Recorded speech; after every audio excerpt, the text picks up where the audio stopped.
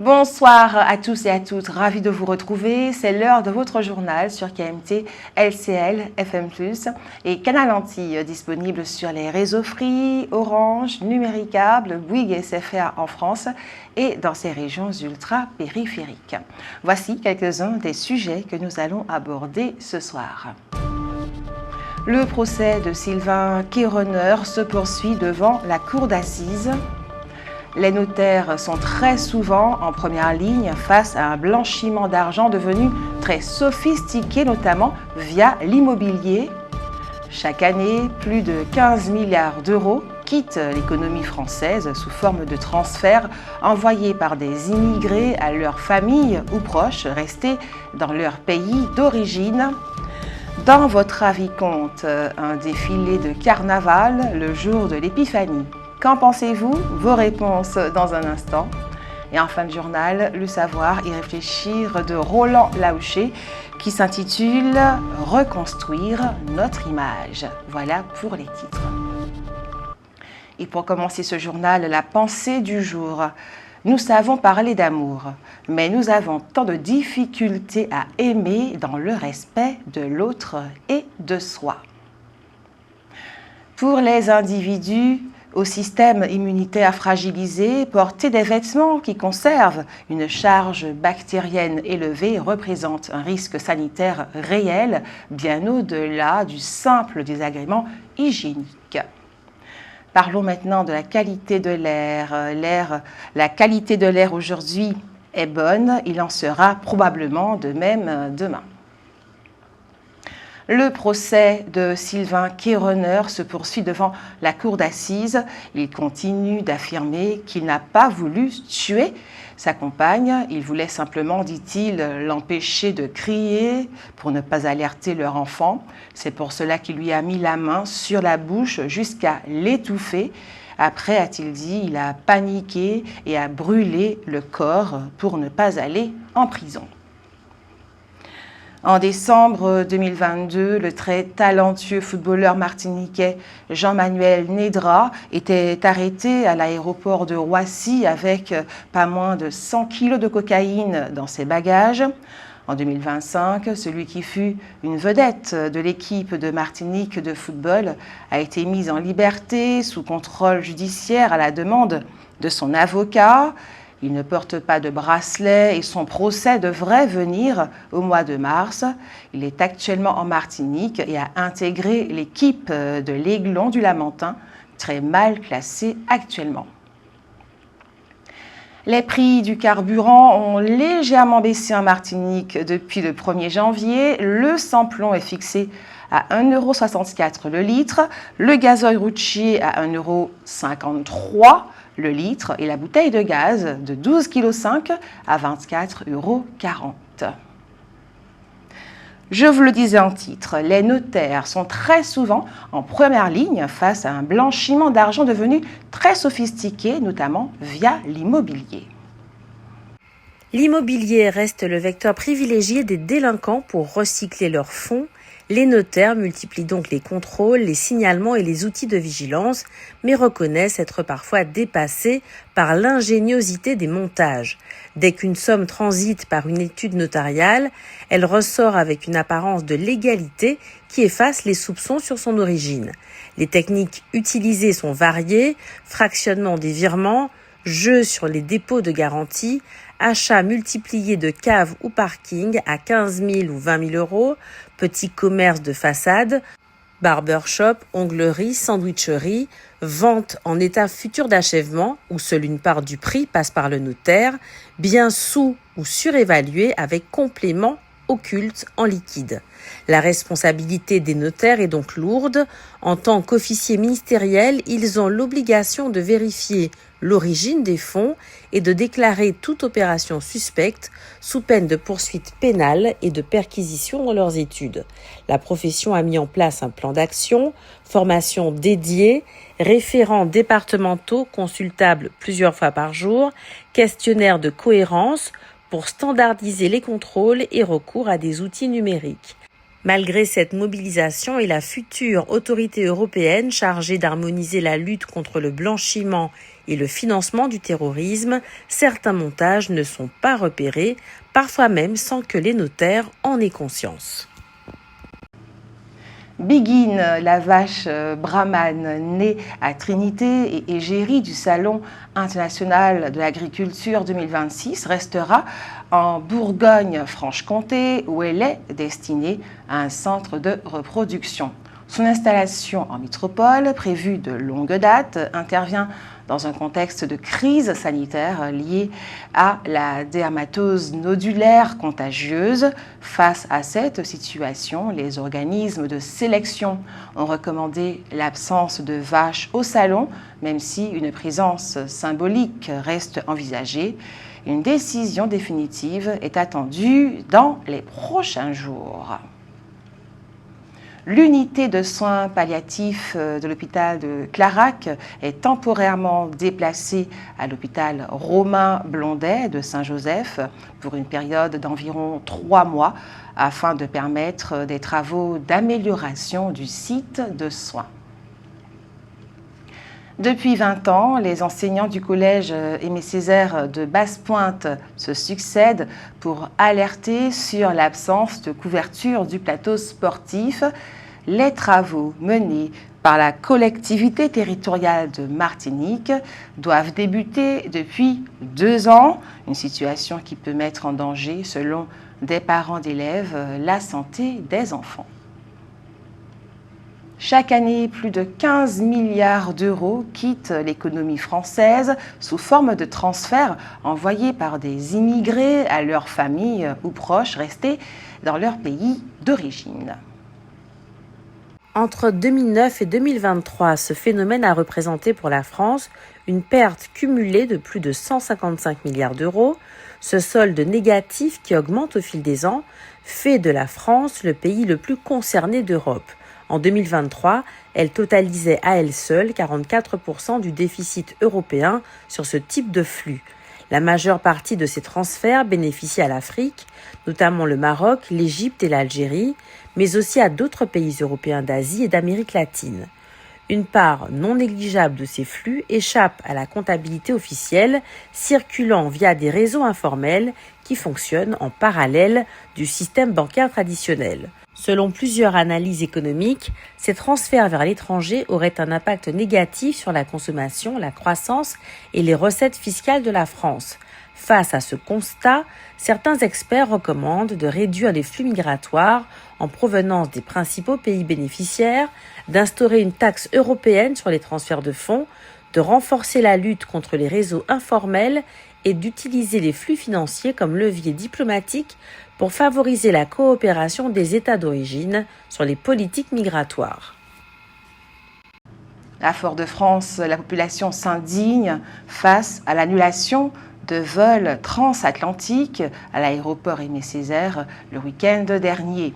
Des passagers frustrés et sans solution immédiate attendent encore leur rebooking suite aux perturbations aériennes. Cependant, dans l'archipel antillais, la situation aérienne est redevenue stable malgré quelques perturbations constatées samedi matin avec la reprise normale des vols vers et depuis les Antilles françaises après des suspensions liées au contexte géopolitique régional. La préfecture de Martinique annonce le changement de commandement de la frégate Ventose à la base navale de Fort-de-France. Le capitaine de frégate Clément Arbois succède au capitaine de frégate Frédéric Olive. La famille est une institution dont la réalité n'est pas toujours très avantageuse pour les femmes. Alors que les femmes célibataires gagnent en moyenne 9% de moins que les hommes célibataires dans les couples hétérosexuels en 2011, dernière année connue, les femmes avaient un revenu de 42% inférieur à celui de l'homme. Lorsqu'il y a séparation d'un couple marié, existe ce qu'on appelle la prestation compensatoire. Elle vise notamment à compenser cet écart de revenus, mais aussi à indemniser l'inégale répartition des tâches domestiques durant la vie conjugale. Cependant, elle n'est que rarement accordée aux anciennes épouses et si elle l'est, son montant dépendra uniquement des capacités financières de l'époux qui parfois organise son insolvabilité afin de n'avoir rien à débourser. Résultat, l'ex-épouse subit une perte de niveau de vie de l'ordre de 20 à 25% en moyenne, alors que celui de l'ex-époux reste à peu près stable. Lorsqu'il y a des enfants, la garde en est le plus souvent confiée à la mère. Or, le montant de la pension alimentaire qu'elle perçoit est généralement inférieur aux frais qu'elle engage pour leur entretien. Et encore, quand la pension alimentaire est effectivement versée et quand la mère parvient à la faire revaloriser régulièrement. Sans compter que la mère est ainsi placée en position d'éternelle demandeuse, qu'il s'agisse de mendier une pension ou à défaut de solliciter l'aide de l'État social avec toute la charge mentale et le travail administratif que cela suppose. En outre, de nombreuses prestations sociales versées à titre individuel, le RSA, la prime d'activité, les APL, prennent en compte les revenus du conjoint ou sont supprimés si le bénéficiaire se remet en couple. C'est le cas de la pension de réversion de la fonction publique, par exemple. Quant à l'allocation aux adultes handicapés, la AH, elle n'a été déconjugalisée que très récemment. L'année commence en fanfare au Marin avec le premier week-end de fête patronale. Les festivités débuteront ce samedi et se poursuivront jusqu'au 31 janvier avec de nombreuses animations culturelles et sportives. Depuis le 1er janvier, le SMIC a augmenté de 1,18%. Le salaire minimum horaire est désormais à 12,02 € brut. Et puis une collision routière à Petit-Bourg, Rivière-Salée, a fait un blessé, dont un motard de 23 ans, hier, mercredi matin, nécessitant son transport aux urgences pour des soins approfondis. L'association France Terre d'Asile affirme qu'une régularisation de 250 000 travailleurs sans papier rapporterait près de 3,3 milliards d'euros par an à l'État. D'après leur étude, ce gain proviendrait essentiellement des nouvelles recettes fiscales et sociales générées par ces travailleurs actuellement actifs dans l'économie informelle, mais qui, une fois régularisés, cotiseraient à la sécurité sociale et paieraient l'impôt sur le revenu. La suppression de dispositifs coûteux liés à la lutte contre l'immigration irrégulière serait également source d'économies complémentaires. Cependant, plusieurs économistes et experts de l'Observatoire de l'immigration et de la démographie contestent fortement ces projections. Selon eux, les calculs de l'ONG ne tiennent pas compte de l'accroissement des dépenses publiques, prestations sociales, hébergement, regroupement familial qu'impliquerait une telle régularisation. Ils rappellent par ailleurs que les immigrés occupent plus fréquemment des emplois peu qualifiés et mieux rémunérés, consommant donc souvent davantage de prestations sociales que le montant de leur contribution fiscale nette. Enfin, une régularisation massive pourrait accélérer le regroupement familial et accentuer la pression sur les finances publiques, ce qui nuancerait fortement les résultats avancés par France Terre d'Asile. Le maire du Lamentin, David Zobda, va se présenter à sa propre succession à la tête de la ville du Lamentin. Rappelons que M. Zobda a abandonné la fonction de conseiller exécutif à la collectivité territoriale de Martinique pour se consacrer entièrement à sa ville. Il aura contre lui 4 candidats.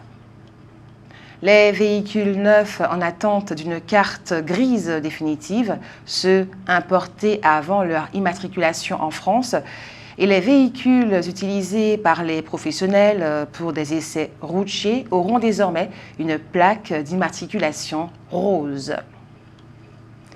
Les États-Unis ont actualisé leur conseil de voyage pour la Caraïbe, plaçant Grenade en niveau 2 de vigilance en raison d'une hausse des risques liés à la criminalité. La France vient d'adopter une réforme majeure. La notion de consentement est désormais inscrite explicitement dans la définition pénale du viol et des agressions sexuelles. Depuis le 6 novembre dernier, le Code pénal stipule que toute relation sexuelle effectuée sans consentement constitue une agression sexuelle. Ce consentement doit être à la fois libre et éclairé, spécifique, préalable et révocable, et il doit être apprécié selon les circonstances. Il ne peut se déduire ni du silence, ni de l'absence de réaction de la victime. Il n'y a pas de consentement dès lors que l'acte sexuel est commis sous la contrainte, la menace, la violence ou la surprise, quelle que soit leur forme. Cette clarification vise à aligner la loi sur la jurisprudence récente, mais aussi sur la législation d'autres pays comme le Canada, la Suède, l'Espagne et la Norvège. En centrant la définition sur le consentement explicite de la victime, le texte entend mieux protéger contre toutes les situations d'emprise, de sidération ou de vulnérabilité et impose désormais à l'auteur de l'acte de s'assurer réellement de la volonté de son partenaire. Ce changement marque une étape importante dans la protection des victimes en rendant impossible toute interprétation ambiguë sur la notion d'accord et en faisant de l'exigence d'un consentement explicite la norme du droit sexuel français. La Maison du Bellay à Sainte-Marie a rendu hommage aux passionnés de culture locale lors de la traditionnelle cérémonie des vœux organisée samedi soir dans une ambiance conviviale. Et vous avez sans plus attendre la parole, c'est l'heure de votre avis compte. Un défilé de carnaval le jour de l'Épiphanie. Qu'en pensez-vous? Nous vous écoutons.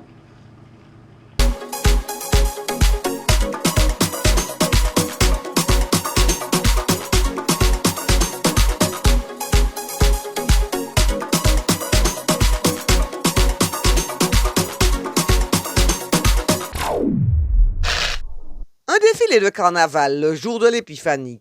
Qu'en pensez-vous? Eh bien, moi, je pense que c'est nul. C'est nul parce que le carnaval, c'est pas un bon truc. Pour moi, c'est pas quelque chose que j'aime. Ouais. J'apprécie, je suis pas sur ça.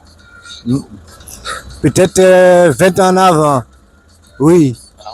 Et, du moins en arrière, oui. Mais maintenant là, négatif. Ben, ça ne me dérange pas, ça fait partie du calendrier liturgique après l'épiphanie, donc c'est normal, ça me dérange pas. Non, mais c'est pas dérangeant pour moi, il n'y a pas de souci. Eh bien, je pense que par rapport au calendrier, donc on a dû précipiter un peu les choses et mettre en place les défilés, hein. Parce que normalement, c'est vrai qu'en général, le carnaval se déroule à partir du mois de mars. Donc, on a un peu le temps d'étaler. Donc là, je pense que c'est pour ne pas être, pour pouvoir vivre encore, que nous, les Martiniquais, on aime bien vivre les bonnes fêtes. Donc, pour ne pas tout manquer, voilà. Qu'est-ce que j'en pense? L'épiphanie, c'est quoi, en fait? La fête des rois. Ah non, pas du tout. Carnaval, c'est carnaval. L'épiphanie, c'est l'épiphanie. Alors, chacun a le droit de faire ce qu'il veut. S'il se sent qu'il faut le faire le jour de l'épiphanie, ils le font. C'est le carnaval, c'est bien ça. Je ne vais pas dire pour ça. Vive le roi et vive la reine. À bientôt. Un défilé de carnaval le jour de l'Épiphanie. Qu'en pensez-vous? Très sincèrement, j'ai pas d'idée là-dessus. Parce que je ne suis pas carnaval, je ne suis pas fête, je suis pas épiphanie. Donc voilà quoi, je ne fais que constater ce qui se passe dans le monde. Voilà. Pourquoi pas, il n'y a pas de souci, on est en période pré-carnaval, donc je pense que c'est tout à fait à propos. Ça ne me dérange pas trop. Bon après, je ne suis plus trop carnaval, mais bon, je vois pas trop le problème.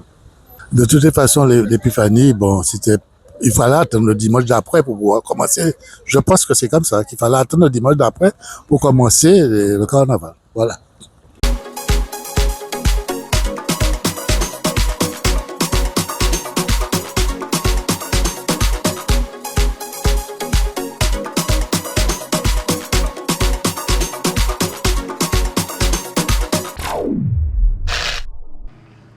Un grand merci à ceux et celles qui ont répondu à notre question. Passons au savoir et réfléchir de Roland Laouché, reconstruire notre image.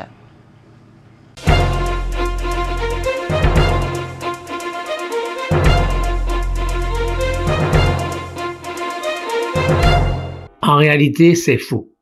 C'est faux de dire que les Européens ne veulent pas de nous. Il y a sans doute des Européens qui ne veulent pas de nous. Mais ils sont loin d'être la majorité et de toute façon, nous sommes ce que nous sommes. Personne ne n'y peut rien et nous devons entreprendre de nous battre pour que nous soyons reconnus par tous pour ce que nous sommes. Et nous sommes d'abord ceux qui ont permis à la France d'être le grand pays qu'il est grâce au sacrifice de millions de nos ancêtres réduits en esclavage. Nous le dirons avec fierté à ces Français qui, pendant ce temps-là, essentiellement paysans, plantaient tranquillement leurs carottes et leurs navets. Tranquillement, comme le suggère admirablement l'Angélus de Jean-François Millet. Rien à voir avec la coupe de la canne à sucre en Martinique ou à Saint-Domingue. Oui, nous avons donné. Ce que nous voulons aujourd'hui, ce n'est pas une réparation, c'est notre juste place. C'est, comme tout le monde, le bénéfice tiré de tout ce que nous avons investi. Partout doit cesser le discours pleurnichard sur l'esclavage et éventuellement la réparation. Pour commencer, nous devons changer radicalement l'image que depuis toujours nous véhiculons dans les pays européens. D'accord avec M. Romana pour l'écriture de milliers de noms d'esclaves sur une stèle au Trocadéro, mais pas pour qu'on vienne pleurer devant, comme il le souhaite, mais pour qu'on vienne chanter la gloire de ces héros qui ont construit, redisons-le encore une fois, la richesse de l'Europe.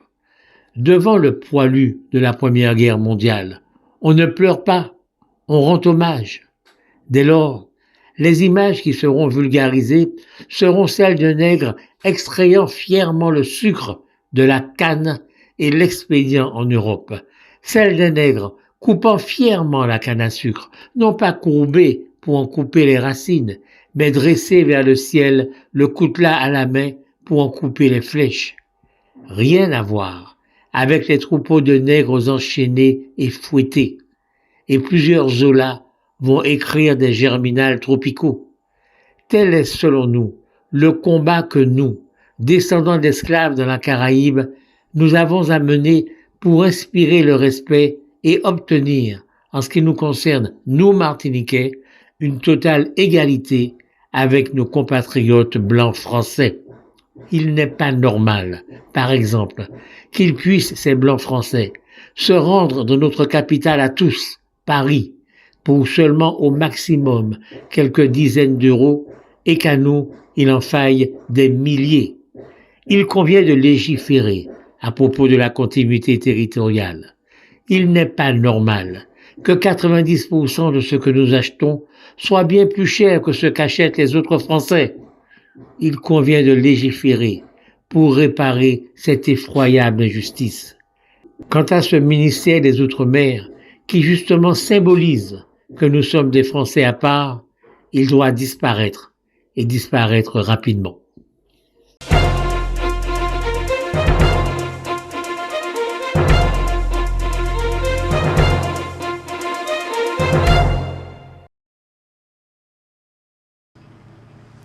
Et après le savoir y réfléchir de Roland Laouché, et pour finir, dans notre rubrique santé, nous nous intéressons aux migraines. Un interrogatoire suffit habituellement pour faire le diagnostic, tant les signes sont caractéristiques. On évoque l'existence d'une migraine après 5 crises, d'une durée de 4 à 72 heures en l'absence de médicaments. Crise présentant au moins 2 des 4 caractéristiques suivantes: unilatérale, pulsatile, d'intensité modérée et sévère, aggravée par l'activité physique. Les crises s'accompagnent de nausées ou de vomissements, de phonophobie et de photophobie, c'est-à-dire que l'on ne supporte pas le bruit ou la lumière. Dernière particularité des migraines catameniales uniquement, les céphalées débutent 2 jours avant et jusqu'au 2e jour des règles. On en sait peu sur les déterminants de la crise migraineuse résultant d'interactions complexes entre le neurone et le vaisseau. Une certitude, des récepteurs aux estrogènes ont été identifiés sur les artères cérébrales et l'on constate que les fluctuations des taux d'estrogène, à la baisse surtout, déclenchent les crises. Attention tout de même, une migraine qui surgit de nulle part à 50 ans n'est pas une cataméniale. Jusqu'à preuve du contraire, elle doit donc faire l'objet d'une consultation. Les femmes les plus enclines aux migraines cataméniales sont celles qui prennent une pilule estroprogestative, leur concepteur aux estrogènes étant sensible à une fluctuation même minime des taux d'estrogènes ajoutés. Voilà, c'est la fin de ce journal. Merci à vous de l'avoir suivi. Merci de votre fidélité. Ce journal a été réalisé avec la participation de Jean-Michel Césaire, Jordan Adélaïde, Jenny Georges, Alain Jean-Paul, Daniel Jazz, Sarah Verne, Hugues Blandy, Marie-Josée Joseph, Simao Laouché et Roland Laouché. Il est diffusé à 18h30, 20h, 22h et demain 6h25. Disponible en multidiffusion sur Canal Antilles, sur les réseaux Free, Orange, Numéricable, Bouygues et SFR en France et également sur notre site kmttelevision.fr. Je vous souhaite une agréable soirée, prenez soin de vous et que Dieu garde la Martinique.